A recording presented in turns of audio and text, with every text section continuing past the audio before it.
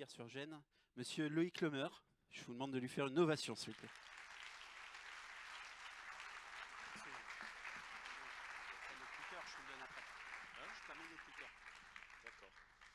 Bonjour à tous. Vous avez de la place? Non. Ah bah non, il y a plus de... Si, 2 ou 3. Vous avez un peu de place là. Il y a 3-4 places si vous voulez. Je vous remercie de m'accueillir ici, à Metz. J'étais à San Francisco, Metz. Ça fait 11 ans que je suis à San Francisco, soyez indulgents. Je vais faire pas mal d'anglicismes. Et puis, j'ai une présentation qui a beaucoup de slides. Et en général, je le fais très très vite. Et là, j'ai pas de clicker. Du coup, ça va être... c'est mon téléphone, ça. Du coup, ça va être un peu compliqué. Et le clicker doit arriver. Ce que je veux, c'est utiliser en fait ces slides pour vous, comme une opportunité de partager avec vous 11 ans dans la Silicon Valley. À tel point que je ne peux même plus prononcer le nom des villes françaises. Et partager avec vous quelques leçons que j'ai apprises. J'espère aussi ouvrir à une conversation. Je pense qu'on a des micros, sinon on le fera sans micro. Mais je vais essayer de le faire le plus interactif possible. Moi, j'ai donc 11 ans dans la Silicon Valley. J'ai investi dans 70 startups. J'ai investi dans une startup tous les 2 mois ou tous les mois, à peu près. En général, toutes dans la Silicon Valley. J'étais le premier investisseur de LinkedIn. On était une dizaine, un des premiers. Et j'ai créé moi-même, je ne sais plus, 6 ou 7 startups. Dont une qui s'appelle Leaders, que je dirige aujourd'hui, qui est tout petit, on est 4. Parce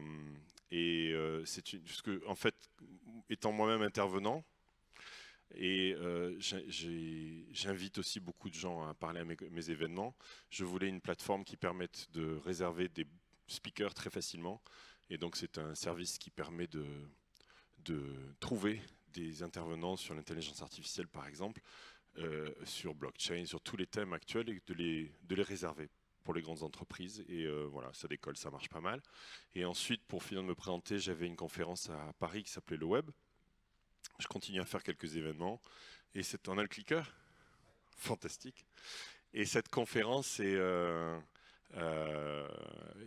une des premières dans le monde, puisqu'il y en avait une dans la Silicon Valley qui s'appelait Web 2.0. Et l'autre à Paris, qui était la mienne, qui s'appelait le Web, il y a 15 ans. Voilà. Donc je suis ravi de voir que mes slides marchent. Je suis ravi de voir que on a ça en région maintenant aussi. Merci beaucoup. Qu'est-ce que j'ai dit encore comme connerie?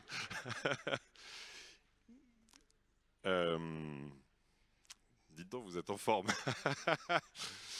Moi, je suis né à Perpignan, donc je connais bien hein, les régions aussi. Voilà. Alors, comment on pense comme une start-up? Et ce que je fais ici, c'est de manière un peu déstructurée. Je vais juste partager quelques éléments de ma propre expérience et en espérant que vous appreniez une ou deux choses de ce que j'ai moi-même appris. Et comme je le disais, on essaie de faire une conversation à la fin. La première chose qui est importante quand on est soit dans un grand groupe, soit entrepreneur, c'est comment on trouve une idée. Et c'est pas facile en fait de trouver une idée. Mais ça démarre évidemment là. Alors j'ai essayé de me demander, les slides sont en anglais, vous me pardonnerez, je vais les lire, mais la première chose c'est de retrouver cet esprit d'enfant. Ici c'est beginner's mind, c'est l'esprit du débutant. Et c'est vraiment difficile ça, parce qu'en fait, plus on avance dans sa carrière professionnelle, et plus on est sur des... je me souviens, j'avais un prof qui m'avait dit un expert, c'est quelqu'un qui sait de plus en plus sur de moins en moins. Et en fait, on devient tous des experts finalement, tellement à tel point que c'est difficile de sortir. Vous savez, c'est comme si vous allez si vous faites du ski, vous avez les pistes et puis vous avez le hors-piste. Et en fait, on a tous tendance à suivre des pistes et c'est très difficile de sortir et d'imaginer ce que ça peut être autour. Et donc, la première chose, c'est d'essayer de se positionner comme un débutant, d'expérimenter un service comme un débutant et d'ouvrir les yeux en permanence et de voir que finalement, la plupart beaucoup de choses qu'on fait dans la vie, l'expérience est assez médiocre, mais on ne le voit plus. C'est-à-dire que vous ne voyez plus que si vous prenez un taxi, à Paris, vous faites engueuler par le taxi, il n'a pas la monnaie, vous n'allez pas assez loin. Et tout ça, vous ne le voyez plus parce que c'est devenu totalement normal, mais c'est comme ça que des entreprises comme Uber sont nées. En fait, c'est en voyant à quel point l'expérience est médiocre. Mais il faut que vous ayez un esprit de débutant ou d'enfant. Vraiment, j'aime bien voir comment les enfants voient ces choses-là pour voir ces choses. Et c'est souvent les plus grands succès sont des idées complètement qui peuvent paraître ridicules. Moi, je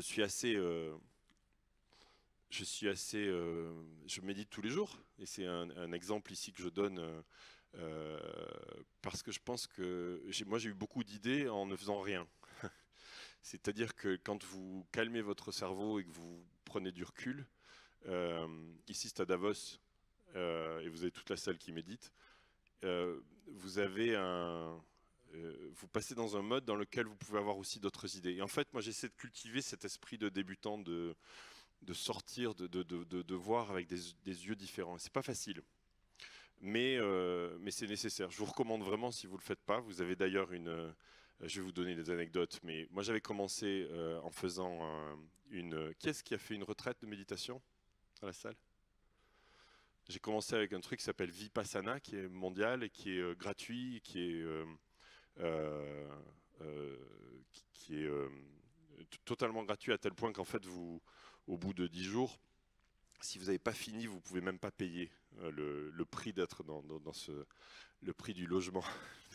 Je m'excuse, mon français, et c'est 10 jours de méditation, vous méditez 8 heures par jour, vous ne pouvez pas regarder les gens dans les yeux, vous baissez la tête quand vous croisez quelqu'un. J'ai mangé face à un mur pendant 10 jours, ou avec une casquette pour pas que vous puissiez regarder dans les yeux, et totalement en silence, pas de Kindle, pas d'iPhone, pas de rien du tout.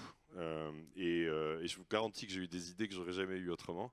Et ensuite, j'ai continué. Il y a une app qui s'appelle Headspace, qui marche très très bien. Et un entrepreneur est venu me voir en me disant, j'en profite pour vous parler un peu d'investissement, puisque j'investis beaucoup dans les startups. Et un entrepreneur est venu me voir en me disant, j'aime pas Headspace, j'en crée une autre. Et Headspace était tellement grand à l'époque. Headspace, c'est une app en gros qui vous guide pour méditer. Et c'était Calm, le créateur de Calm. Et je vous recommande vraiment Calm maintenant, qui est vraiment une très très bonne app. Et il est venu, il m'a proposé d'investir, il m'a dit, il faut vraiment que tu investisses, l'expérience d'un Headspace n'est pas bien. Et je lui ai dit non, parce que je pensais que l'avantage du leadership advantage, était tellement grand pour Headspace qu'il n'y avait pas de place pour un numéro 2. Et Calm aujourd'hui vaut 150 millions de dollars, cartonne, et ils ont été app de l'année sur l'App Store l'an dernier. Et ils sont profitables, donc j'ai fait une erreur, mais je vous recommande en tout cas d'utiliser Calm si vous voulez ça. C'est 10 minutes par jour, on peut tous faire 10 minutes par jour. Moi je vois ça comme je prends une douche pour mon corps, et c'est pour votre cerveau, il faut aussi tous les jours, même 10 minutes, c'est un très très bon exercice. Évidemment, l'autre, je prends cet exemple-là d'Eric Rice, mais l'autre manière de trouver une idée, c'est de partir du client, ça c'est évident bien sûr, hein, mais de partir d'un besoin très très simple et de démarrer un produit dessus, et d'être toujours dans une position d'apprentissage, de jamais avoir cette idée de je suis un expert, mais toujours je suis un débutant en permanence. J'insiste là-dessus parce que ça a l'air complètement idiot ce que je vous dis, mais c'est difficile parce qu'on est tous dans nos schémas classiques. Donc après, j'ai pas mal d'exemples bien sûr, mais Brian Chesky qui est à droite là, sur l'écran, qui était à Paris avant-hier à Station F, l'équipe qui a créé Airbnb a démarré simplement parce qu'il n'y avait plus d'hôtel à San Francisco, ils ne trouvaient pas d'hôtel. Et donc ils ont loué leur appart, un lit dans leur appart. Et c'est Airbnb parce que c'est les matelas gonflables. Et aujourd'hui, c'est le plus gros challenger de l'industrie hôtelière. À nouveau, comment on trouve une idée? Ils sont partis sur un besoin très très précis, et avec une idée dingue. On va partager notre propre appartement, où tout le monde bien sûr leur disait que ça serait pas possible. Uber a démarré à ma conférence, le web, parce qu'on a eu une année où il y a eu beaucoup de neige et plus personne ne pouvait quitter la salle. Et Travis Kalanick, ici, le créateur, avec Garrett Camp, était à la conférence, comme ça pour être ici, et ne trouvait pas de taxi. Et c'est là qu'ils étaient coincés et ils se sont dit on ne pourrait pas avoir une app dans laquelle on peut commander le taxi, on peut le voir arriver, on peut monter dedans et on n'a pas besoin de payer. Et c'est comme ça qu'Uber est né. Et à l'époque, c'était un service uniquement pour ce qu'ils appellent là-bas les black cars, c'est-à-dire les limousines. Et pour la petite anecdote, ils m'ont proposé d'investir et j'ai dit non. Après, j'ai dit oui, puis j'étais trop tard. Enfin bon. Et j'ai envoyé mon chèque, ils n'ont jamais déposé le chèque. C'est allé très très vite. Mais en fait, je ne voulais pas moi investir dans un truc de riche. Mais c'était vraiment un truc de riche, parce que les deux étaient déjà riches. Et je n'avais pas envie d'investir dans un truc de luxe, quoi, en fait. Et ce n'était pas du tout le service que vous connaissez aujourd'hui. C'était vraiment une limousine. Mais ça a démarré comme ça, sur une idée. J'ai Travis en vidéo quelque part sur YouTube qui raconte ça. On était coincé à Paris. C'est assez paradoxal. Un autre exemple, c'est Ryan Hoover. Et là, il y a un message en fait. C'est que donc Ryan, il a créé un service qui s'appelle Product Hunt. Product Hunt, c'est tout simplement des produits et des services innovants, nouveaux, toujours nouveaux, tout petits, qui démarrent. Et il a démarré ça parce qu'il était passionné de repérer ce qu'étaient ces nouveaux produits. Et il l'a fait avec une liste par email. Et ce que je veux illustrer ici, c'est que souvent on se dit il faut lever des fonds, il faut prendre des risques, il faut une équipe, et beaucoup d'exemples que j'ai dans ma présentation, ce sont en fait des gens qui ont démarré avec rien. Et c'est aujourd'hui très très simple de démarrer une entreprise, puisque vous pouvez le faire avec un email en fait. Donc lui, c'est une email list. Il a créé une email list. Donc au pire, ça vaut 10 € par mois. Je ne sais pas si vous voulez commencer. Et il a commencé à partager les nouveaux produits qu'il repérait. Ensuite, il l'a fait de manière communautaire. C'est-à-dire que chaque personne qui lui envoyait des idées, il le mettait dans la liste. Et puis ça a commencé à grandir. C'est devenu une communauté. Je sais que c'est un terme complètement galvaudé aussi, communauté. Mais en gros, ça veut dire qu'on fait participer les gens. Et Ryan a vendu Product Hunt à AngelList avec je crois qu'il l'a jamais communiqué, mais je crois qu'il a 25 ans, quelques dizaines de millions de dollars, en démarrant avec une mailing list. Et l'idée, toute bête, c'est sa passion. Ça marche bien aussi, évidemment, si vous travaillez avec votre passion ou votre propre problème. C'est pour ça que j'ai démarré le service pour les speakers. Parce que j'en avais marre de réserver des speakers, de passer par les agents, il faut négocier la commission, ils prennent des commissions de commission. Et donc j'ai voulu juste simplifier tout ça. Et là ça démarre, on a d'ailleurs booké Ryan cette nuit 20 000 $ chez un corporate. C'est son première intervention payante, donc je suis assez content. Même chose pour AngelList. Vous connaissez AngelList? AngelList, c'est la liste, oui. C'est la liste... c'est même idée que sur les conférences que je fais. Si vous êtes une start-up et que vous cherchez un business angel, un investisseur, en fait, il a la liste de c'est une place de marché, avec d'un côté les investisseurs, les business angels, et de l'autre les start-up. Donc si vous êtes une start-up, vous pouvez aller vous mettre dedans en disant je cherche 1 million de dollars. Et moi, comme business angel, je peux aller et pitcher, proposer d'investir dans cette place de marché. Beaucoup de succès. À nouveau, même chose, que le point que j'essaie de développer ici, c'est que tout a démarré avec un email. Et vous n'avez pas besoin de millions de dollars ou d'euros, pardon. Vous n'avez pas besoin d'une grosse équipe ou d'être backé par une grande entreprise pour démarrer un service innovant. Aujourd'hui, c'est un énorme succès AngelList et ça a démarré avec pas grand-chose. Je suis allé dans les fonds de tiroir avec Craigslist, pareil. Ça a démarré avec rien du tout. Et c'est toujours un service qui est important. Un autre service que j'aime bien, c'est Jamie Siminoff, qui est un bon ami maintenant, enfin depuis longtemps, pardon. Et Jamie Siminoff, il avait 3 idées dans son garage, littéralement, à Los Angeles, pas dans la Silicon Valley. Et lui, un jour, je faisais cette conférence, le web, il me dit, je voudrais en présenter une qu'est-ce que tu en penses? J'en ai 3. Il m'a donné les 3 idées. Il m'a dit, je n'ose pas trop les présenter parce que j'ai peur de me les faire piquer. Donc ça, c'est un cliché aussi. Souvent, on a peur de se faire piquer son idée. Et moi, pour moi, l'idée n'a absolument aucune valeur. Et à chaque fois que j'en ai, je les partage. Et il y a quelques idées comme ça qui ont été créées depuis. Mais souvent, on veut la protéger, on veut, on va voir, on veut la déposer. Et en fait, toute chance que si vous avez une idée, 1000 personnes ont la même, 100 sont déjà en train de la faire, donc laissez tomber. C'est, à mon avis, le plus important, c'est de commencer à le faire. Bref, et Jamie me dit, j'en ai 3, en voilà une. Je me souviens plus des autres, pour être franc. Et l'une d'entre elles, c'était la première sonnette connectée. Et il a créé Ring. Et Ring, c'est tout simple, vous mettez son idée, c'était de mettre quelqu'un sonne, il y a une petite caméra, ça sonne sur votre téléphone, vous voyez la personne qui est devant et vous pouvez lui parler avec le téléphone. Donc si c'est un coursier, que vous allez rater le coursier, vous pouvez lui dire mettez ça derrière l'escalier. Évidemment, si c'est un voleur, aujourd'hui c'est le cas, il a tout un système où les voisins peuvent déclarer, il y a un type qui a essayé de rentrer chez moi, voilà la vidéo, donc c'est partagé. Et il a démarré avec ça en se disant je ne vais pas me la faire piquer, je vais la présenter. Il a présenté à 2000 personnes.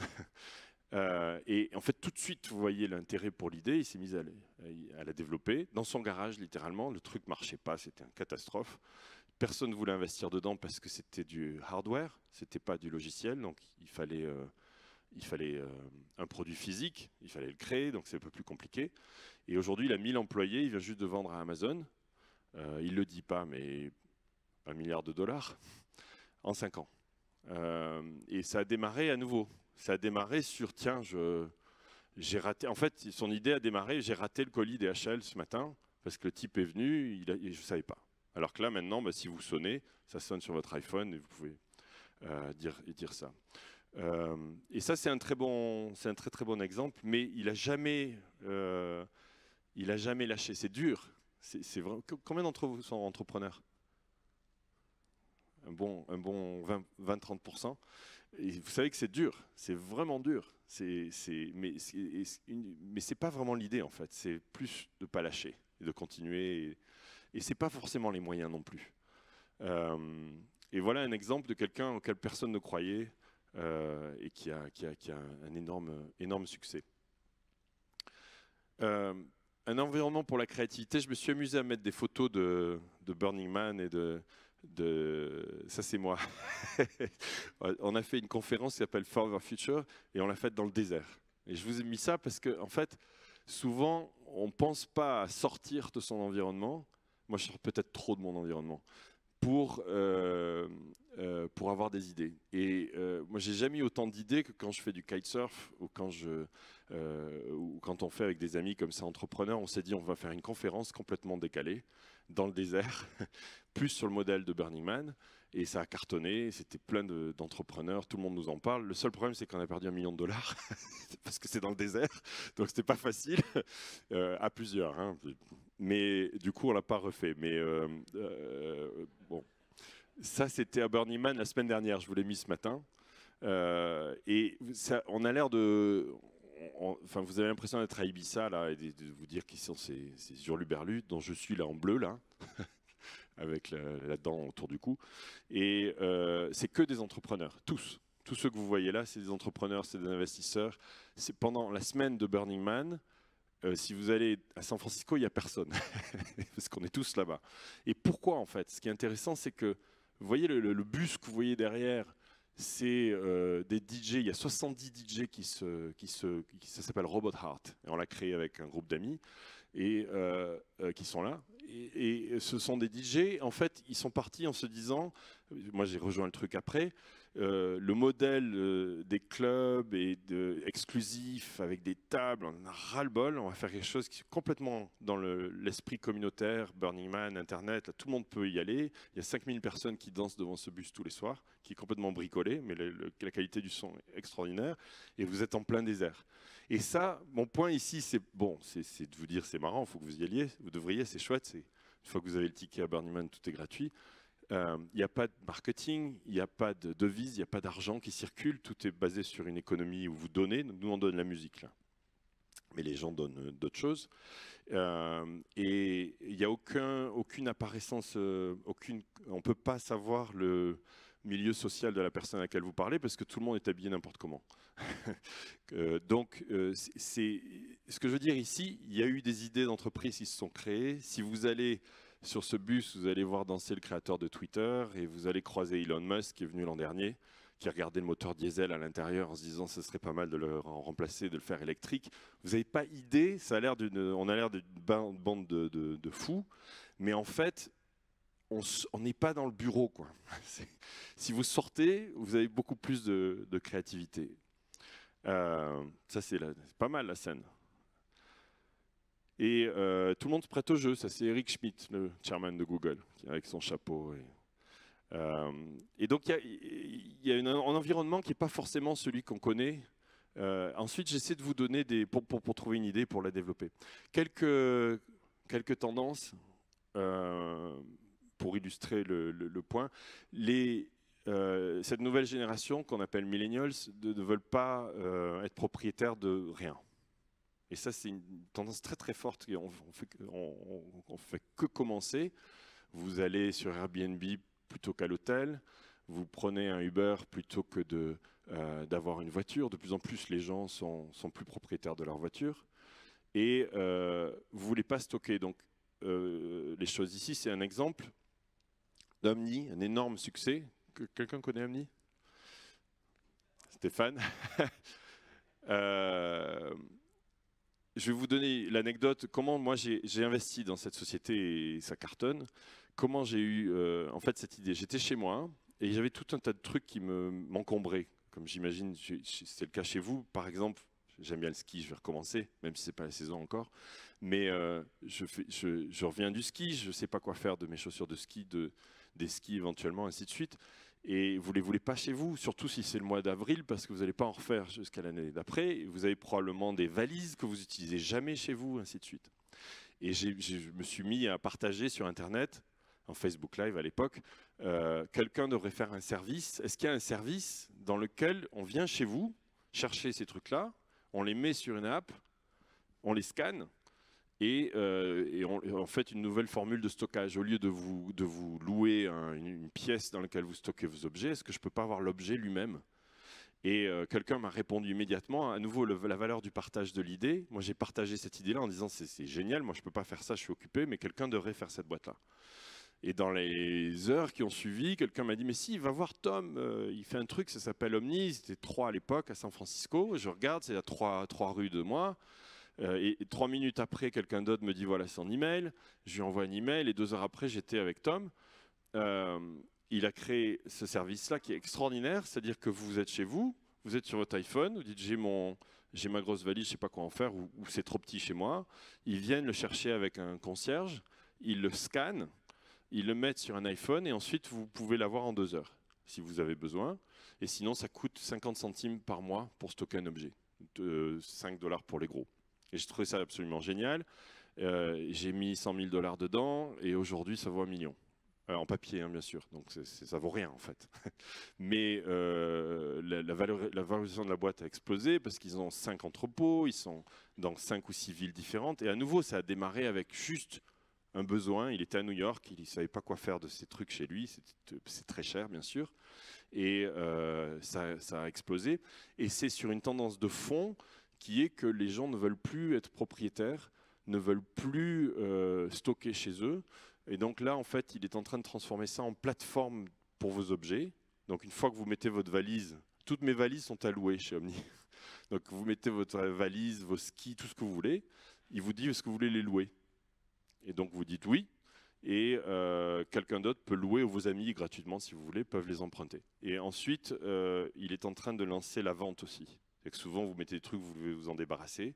Ben là, un clic, et il vous met ça sur eBay, l'équivalent chez Facebook, ainsi de suite. Et donc, en fait, c'est une plateforme pour les objets. Cette entreprise est en train de complètement exploser. Ça n'existe pas en Europe, d'ailleurs, hein, je crois.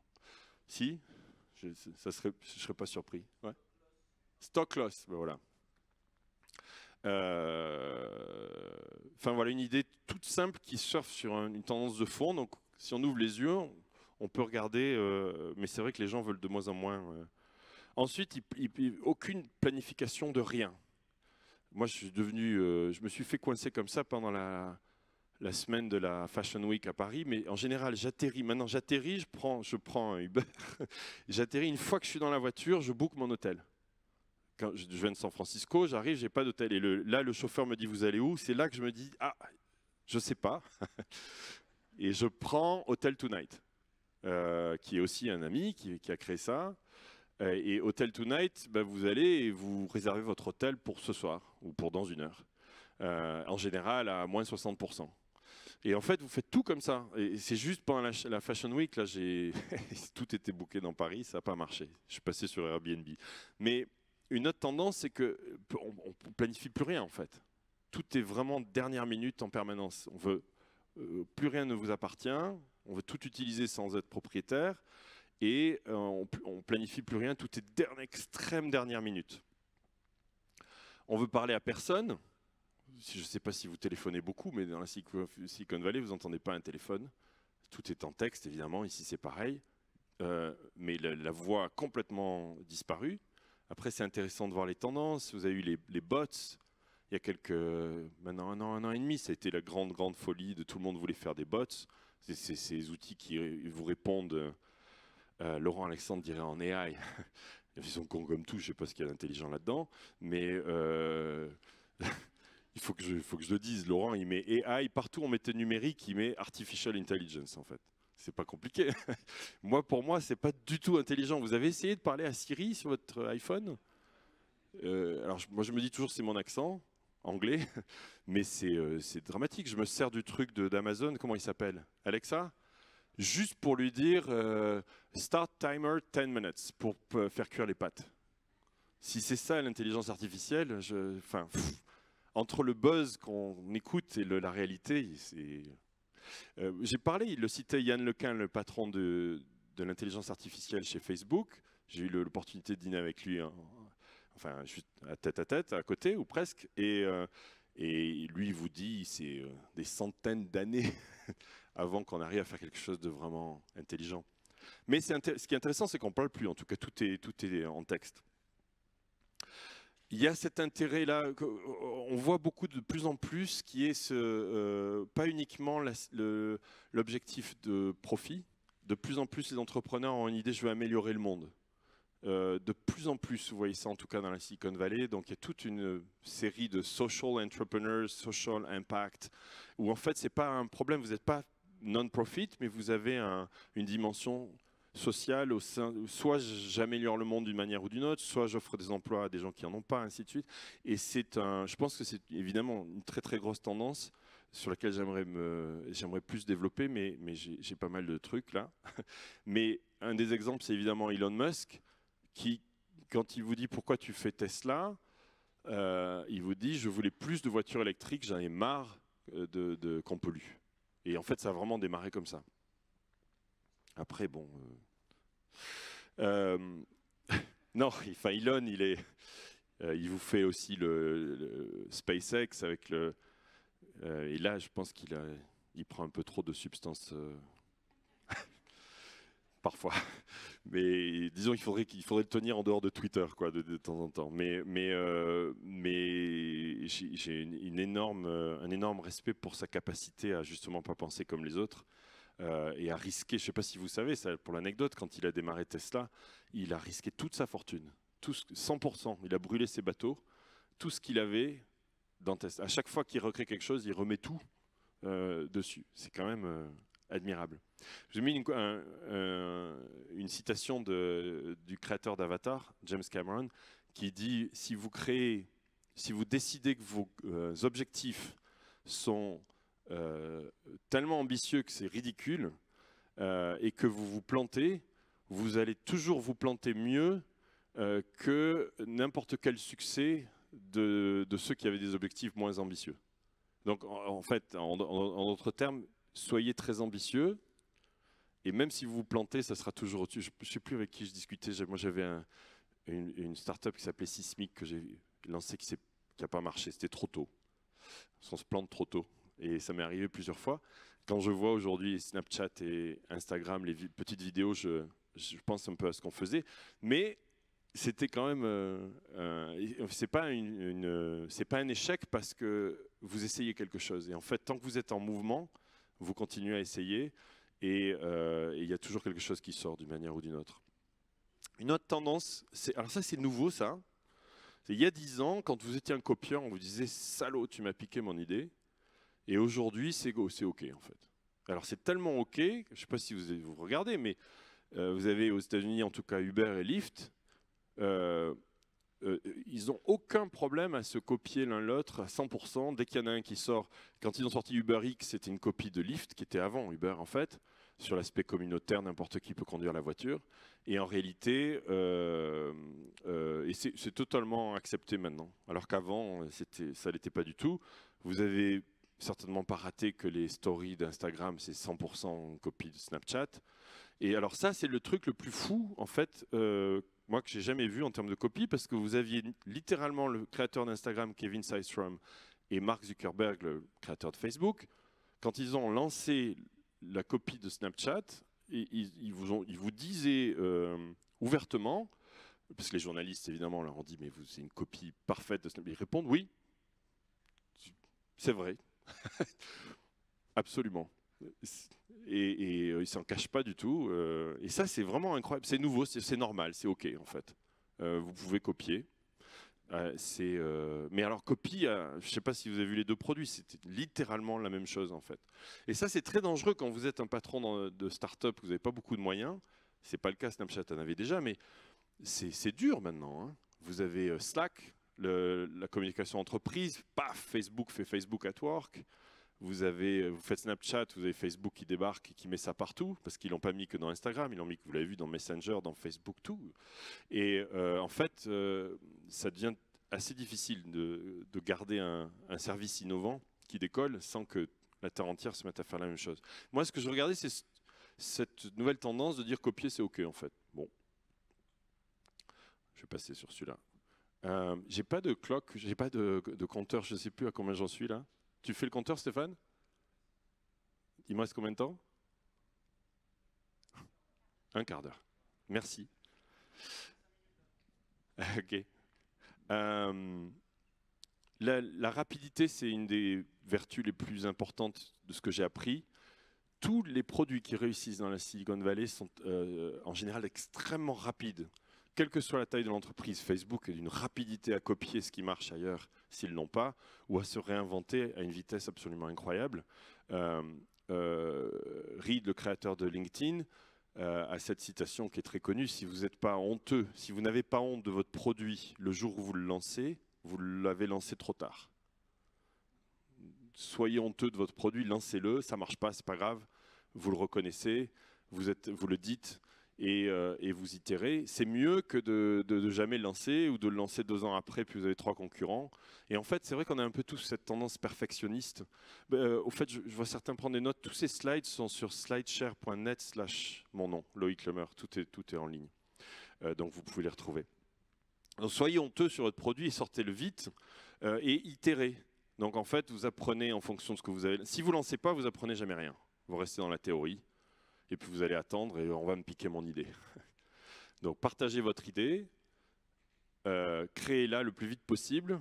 Vous savez, il y a même des services où vous faites même une campagne de pub, mais en fait vous avez le site web et tout est faux. Vous avez le site web, ça vous dit ce que ça fait, vous cliquez, ça marche, et en fait il n'y a rien derrière. En fait, ils testent juste des idées pour voir s'il y a des traction, si ça décolle ou pas. Vous le créez, vous mesurez, et puis vous itérez. Et ce n'est pas grave si ça ne marche pas au début. Et ça, c'est vrai que c'est très difficile pour les grandes entreprises, parce que vous avez déjà une marque, parce que vous êtes établi. Et c'est vrai que si, je ne sais pas moi, LVMH lance un truc merdique, alors faites une autre marque peut-être.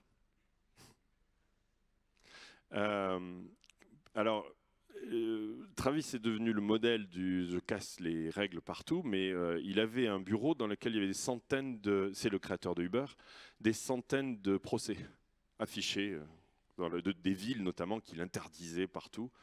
Et Airbnb est toujours illégal dans pas mal d'endroits. Pour eux, c'est pas grave. pour vous, pour moi, pour nous, c'est pas grave. Mais il y a beaucoup de startups qui ignorent complètement le caractère légal ou pas et se développent comme ça et ensuite règlent le problème. Mais casser les règles, vous le voyez quand même assez régulièrement. Une des choses que Brian Chesky d'Airbnb dit, que je n'ai pas mis dans un slide, il faut que je le fasse, il dit il vaut mieux avoir 100 clients ou utilisateurs au début qui vous adorent, qui adorent votre service, c'était leur cas. Ils allaient même chez eux à New York, les gens qui mettaient leurs apparts sur Airbnb, que des quelques milliers qui vous bof, qu'ils utilisent des fois. Donc. Et ça, c'est vraiment une bonne règle aussi, les tout premiers clients, les tout premiers utilisateurs. Tout devient transparent à un point incroyable. On en parlait ce matin, enfin, Laurent en parlait ce matin avec Black Mirror, où si vous avez vu la série, vous avez la note au-dessus de la tête de ce que vous avez été voir, vous, votre note sur Uber, si vous prenez Uber. Allez voir. Moi, la mienne, elle est pourrie parce que ma mère, quand elle vient à San Francisco, elle ne sait pas parler anglais. Et elle prend mon téléphone pour prendre Uber, donc je lui donne mon téléphone, et elle rate la voiture à chaque fois. Parce qu'elle n'arrive pas à trouver, pardon maman si tu regardes, mais elle n'arrive pas à trouver la voiture, du coup le chauffeur s'en va et me met à moi 1 étoile. Donc je suis un très mauvais client parce que ma mère rate les voitures à chaque fois, et il faut peut-être que je fasse un autre compte. Mais c'est intéressant cette transparence aussi comme tendance, et qu'est-ce que ça va changer pour nous en fait. Moi pour les speakers, je ne l'ai pas encore fait, mais je voudrais que vous ayez tous une app, et un jour ça va arriver, vous me notez à la fin. Et je vois, là ça c'était pas bien. La transparence est à mon avis une vertu qui est incroyable. Et comme on donne une note aux chauffeurs Uber, on va de plus en plus donner une note à tout. Vous avez même des notes en tant que patron. Vous connaissez ça, Glassdoor? Il n'y a pas ça en France? Si. Et là c'est le CEO en fait. Alors j'ai pris Facebook pour embêter personne, mais toutes les startups sont là-dedans. Et en tant que chef d'entreprise, vous êtes noté. Donc, si vous êtes trop autoritaire, si vous traitez mal les gens, si vous êtes noté. Et tous les anciens salariés se font un plaisir, évidemment, d'aller vous noter. Et c'est très intéressant. Les gens regardent beaucoup pour rejoindre une start-up, ce qu'on trouve là-dessus. Mais vous voyez, sur Facebook, il y a 4200 salaires qui ont été exposés. Cette transparence, on ne fait que démarrer là-dessus, je pense. Une fois que vous êtes transparent, que vous avez un problème, vous répondez très rapidement. C'est une anecdote qui m'est arrivée il y a quelques années. J'ai une Tesla et je suis arrivé dans un chargeur Tesla et tout était complet. En fait, et donc je ne pouvais pas charger ma voiture, c'était le début de Tesla, donc vous êtes vraiment embêté quand vous ne pouvez pas charger rapidement. Et j'ai tweeté, @Elon, le superchargeur de San Mateo est toujours plein parce que les gens mettaient leur voiture, ils allaient à la gym. Et donc, en fait, vous pouvez jamais charger. Imaginez si vous allez à une station-service, le type qui fait le plein, il laisse la voiture pendant 2 heures. Et quelques minutes après, il a répondu directement. Donc, transparence, réponse du CEO, direct. Il lit le feedback. Tout ça, c'est quand même encore assez nouveau. Lui, il le fait de manière complètement extrême. Les superchargeurs, les places de superchargeurs sont faites pour charger, pas pour se parquer. We'll take action. Moi, j'ai vu le tweet, j'ai dit waouh, je suis curieux de voir ça. 1 semaine après, software update, ça devient payant si vous laissez votre bagnole et que la charge est faite. 1 semaine. Et j'ai appris qu'en fait, parce que j'ai des amis qui travaillent chez Tesla, il a demandé à une équipe de régler ça dans la semaine. Et c'est évidemment l'extrême de la... Mais vous vous souvenez du cycle que je disais, vous n'avez pas besoin d'être Elon Musk. Hein. Si vous êtes patron de start-up, vous lisez, vous répondez, et vous itérez, et vous dites, voilà, j'ai fait ça, et puis si vous avez fait une erreur, vous la reconnaissez, c'est pas grave, c'est transparent. Génie des RP, 100 articles de presse, comment Tesla arrive à changer, basé sur le feedback d'un client en 6 jours. Il y a eu, c'était partout dans la presse. Donc la vitesse, vous voyez la vitesse, d'ailleurs on ne parle pas d'une start-up, là, hein. Tesla c'est plus une start-up. Il est capable de mettre une mise à jour dans toutes les voitures en 1 semaine, changer le service. C'est le premier avantage d'une start-up par rapport à un grand groupe, ou d'un grand groupe si vous travaillez comme une start-up, c'est la rapidité pour que vous gardiez les fighters loin de vous. Mais c'est vraiment important, on n'y pense pas assez. La vitesse est pour moi la première arme de compétitivité, parce que vous allez plus vite que vos concurrents, parce que ça augmente le moral de l'équipe, qui amène plus de succès, c'est toute une émulation, plus d'intérêt de votre communauté, de vos clients, et puis une valorisation plus importante. Ça vient de NFX Guild, qui est un des incubateurs là-bas. Toujours garder le momentum. Si vous arrêtez, ça se voit et tout s'arrête. Je vais accélérer un petit peu. Un des exemples que j'ai aussi appris à NFX, c'est plutôt que de déterminer le temps qu'il faut pour créer un produit ou un service, décider du résultat final. Je ne sais pas si c'est clair, mais en général, vous dites, ce produit-là, ça va me faire en 3 mois, je vais allouer 3 mois pour ça. Puis en général, ce n'est pas 3 mois, ça devient 6, ainsi de suite. Non, non. Vous dites, en fait, vous faites l'inverse. Qu'est-ce que je peux construire en 8 jours ? Vous ne dites pas, je veux construire ça, vous partez de la deadline. Et moi, j'aime bien faire les événements comme ça, parce que c'est comme un examen, en fait, c'est aujourd'hui. Ça sort aujourd'hui. Et en fait, qu'est-ce que je peux faire en 8 jours ? Il y a pas mal de startups, comme ça, sans rentrer dans les détails, qui ont été créées comme ça. Une, c'est le dating, qui était une toute première hot or not. Vous savez, vous passiez gauche-droite, c'est un peu comme Tinder maintenant, j'aime ou j'aime pas. En 8 jours, ça a été créé. Parce qu'une idée, donc, un exemple ici, c'est une bonne idée à mon avis de dire qu'est-ce que je peux faire. Ok, je prends 30 jours, un mois, qu'est-ce que je peux faire, plutôt que l'inverse. Et alors je me suis amusé à faire les copies des tout premières captures d'écran de services qui sont aujourd'hui 5 minutes, qui sont aujourd'hui... mais on n'a pas de questions du coup. J'ai parlé tout le long, avec les questions, enfin fabuleux. Ça, c'est la première forme de Twitter. Ouais, vous voyez, vous vous souvenez, soyez honteux de ce que vous lancez. Ah, c'est pas gagné. Hein. Première version de LinkedIn. C'est un peu mieux, mais c'est quand même pas... Et ça ne les empêche pas aujourd'hui d'être ce qu'ils sont devenus. Première version de Facebook. À nouveau, tous ces slides sont... Si vous tapez SlideShare et mon nom, vous allez trouver. Mais c'est quand même incroyable. N'ayez pas honte. On peut arriver à Facebook en démarrant comme ça. Google. Première version de Google. Les startups, comment elles réussissent? Pas de QA, très peu de contrôle qualité. Vous vous améliorez, vous vous plantez, vous continuez à créer des nouvelles fonctionnalités, vous améliorez en permanence. Pas de QA, pas d'études. On ne fait pas d'études, on lance le truc, on regarde ce qui se passe après. Quelles études? Ça sert à quoi les études? Pas de focus group. Lancez le truc. Vous êtes un grand groupe, je comprends, hein, c'est pas facile. Hein, mais peut-être une autre marque. Faites-le discret, pas de politique, très peu, hein, pas de débat, on y va quoi.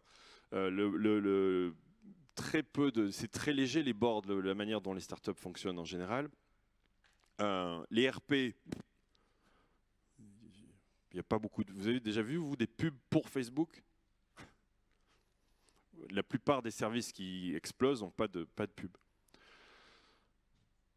Embrassez l'erreur, ça c'est le patron de Google X, qui vous donne un bonus en tant que salarié si vous plantez.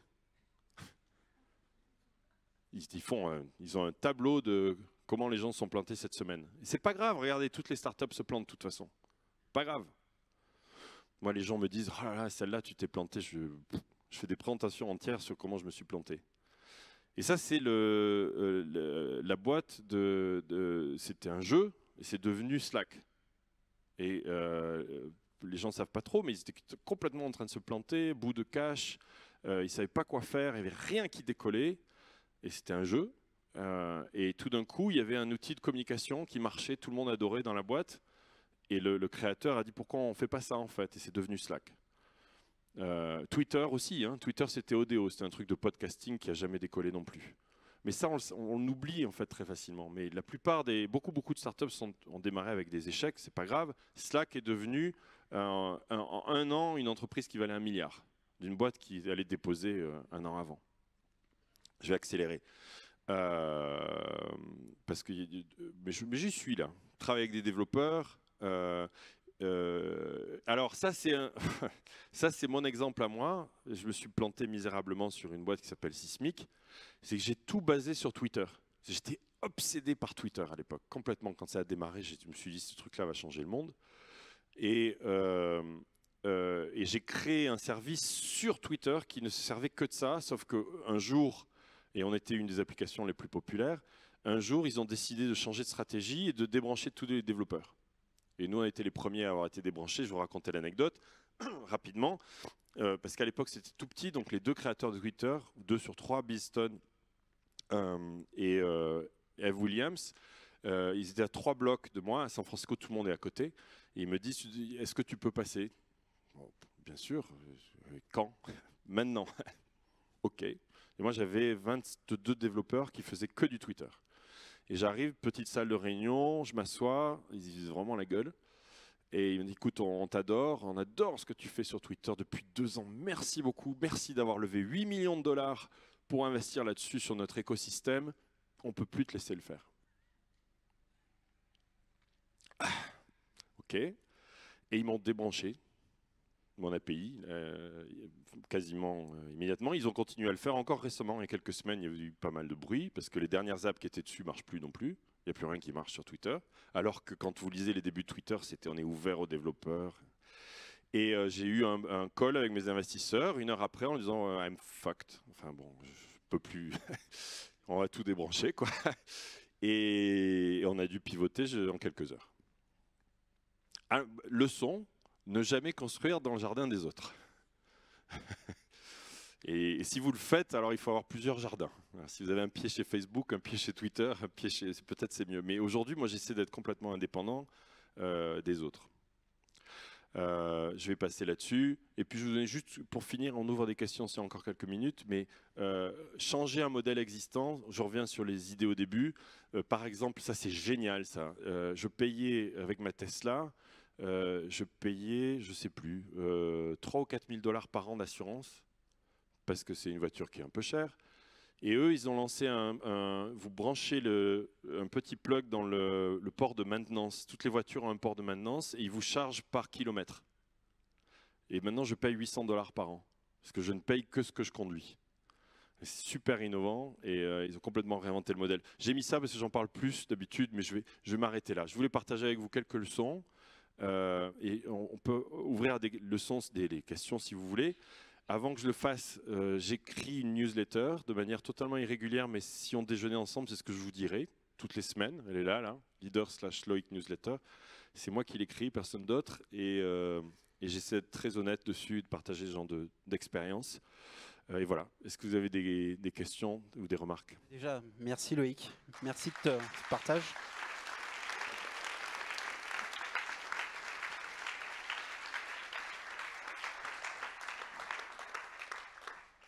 Tu vois, ils sont tous contents de te voir. Des questions. Qui a des questions? Il y en a une ici au milieu. Madame, je m'en occupe. Donc moi j'ai une question en fait qui concerne la partie financement d'une nouvelle activité. Ce que vous êtes en train de nous dire, c'est finalement se lancer sans faire des focus group, diverses études, alors qu'effectivement tout l'entourage économique ici va nous dire non, il faut que tu fasses des études, tu développes, etc. Donc vous finalement, vous nous invitez à faire l'inverse, un peu mode anglo-saxonne. Ah bah voilà. Comment on fait justement pour aller chercher de l'argent si on est en mode un peu plus freestyle voilà. Non mais je pousse, mais c'est vraiment comme ça que ça se passe là-bas. Il y a très très peu d'idées en fait. Et le business model, les investisseurs savent tous que c'est pipeau. Tous. Que c'est en général jamais comme ça que ça se passe. Donc ils ne regardent pas tellement ça non plus. Comment on fait pour lever des fonds? Si vous êtes un particulier, en général c'est les amis et la famille. Et ce que j'essaie de vous montrer, c'est qu'on peut démarrer avec un email en fait. Donc moi je prendrai votre idée, je la partagerai, je ferai l'inverse de ce qu'on vous dit aussi. C'est-à-dire que garde-la secret, on pourrait te la piquer. Non, dites-le à tout le monde autour de vous. C'est mon avis. Hein.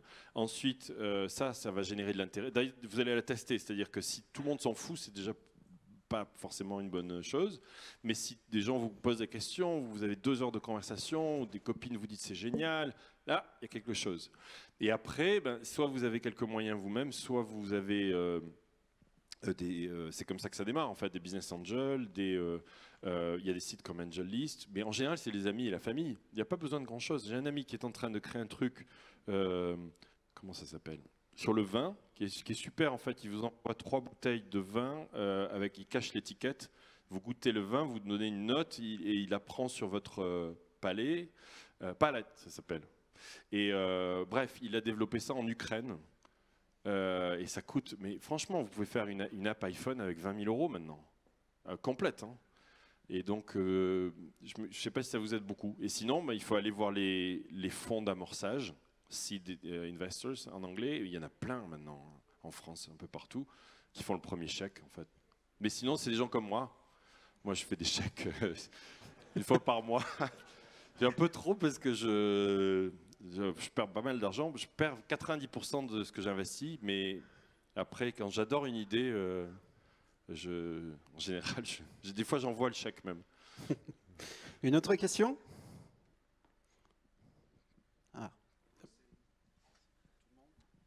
Bonjour. Ça n'a rien à voir avec le sujet, mais comment vous faites pour avoir juste Loïc dans le Facebook? Parce que je viens de taper facebook.com Loïc et c'est vous. Oui, Instagram aussi. Et Facebook, c'est encore plus drôle parce que normalement, c'est 5 caractères sur Facebook. Oui, Facebook, c'est parce que j'ai des amis. J'ai démarré très tôt. Non, j'ai démarré très tôt. Loïc, c'est Kevin, le créateur d'Instagram, qui me l'a donné lui-même. Parce qu'ils étaient 4 à l'époque. Mais c'est quand vous êtes à San Francisco depuis 11 ans, comme moi, vous commencez à avoir des amis. Et sur Facebook, c'est pareil, en fait. Oui, oui, oui. Non, donc il faut être tôt. Si vous êtes tôt dans les trucs. Puis après, Loïc aux États-Unis, c'est pas très utilisé comme prénom. Donc, oui. Bah, tant pis pour eux, c'est trop tard. Allez, une dernière question avant de laisser Loïc s'envoler pour San Francisco. Bonjour. Qu'est-ce qui vous a poussé à partir à San Francisco parce que vous venez d'être français et vous êtes expatrié à San Francisco. Quelles ont été les motivations, le pourquoi, le comment, mais très rapidement. C'était il y a 11 ans. Hein. Donc je ne suis pas sûr que j'irai maintenant, en fait. Mais maintenant, je suis foutu. J'ai mes 3 fils qui ont entre 18 et 23 ans. Il y en a un chez Google, l'autre chez Amazon et le troisième, ils ont des passeports américains. Enfin bon. Moi, j'ai encore un passeport français, mais ça va changer parce qu'il faut que je renouvelle ma green card. Donc c'est le bordel. Donc en fait, vous demandez le passeport et puis terminé. Tous les Français finissent comme ça à un moment. Mais avec Trump, j'ai pas vraiment envie d'être américain. Mais je vais finir comme ça, je pense. Mais il y a 11 ans, c'était énorme la différence entre ce qui se passe ici et là-bas. Je voulais juste être au centre. Parce que si vous regardez, en fait, vous avez par exemple beaucoup plus d'acquisitions de grands groupes. Je dirais ce qui manque en France aujourd'hui, c'est les grands groupes ne font pas d'acquisition de start-up, beaucoup moins. Alors que dès que vous avez un truc qui marche aux États-Unis, vous avez 3 propositions de rachat, tout de suite. Donc du coup, c'est très très simple parce que les entrepreneurs peuvent céder s'ils le souhaitent, ils gagnent un peu d'argent. Du coup, vous avez plus de business angels parce qu'ils gagnent plus très rapidement. À nouveau, hein, si vous êtes angel, je frime en vous disant j'investis dans une startup par mois, mais je perds 90% de ce que j'investis. Donc c'est pas si facile que ça. Mais au final, sur 15 ans, c'est là où j'ai gagné le plus d'argent. C'est d'ailleurs très frustrant de me dire que j'ai gagné plus en investissant qu'en créant. Je ne suis pas très fier de ça, mais bon, peut-être un jour, je ferai un truc qui marche vraiment bien. Mais c'est beaucoup plus rapide là-bas, en fait. Parce que tout l'écosystème est très... il y en a trop, il y a trop d'argent sur le marché.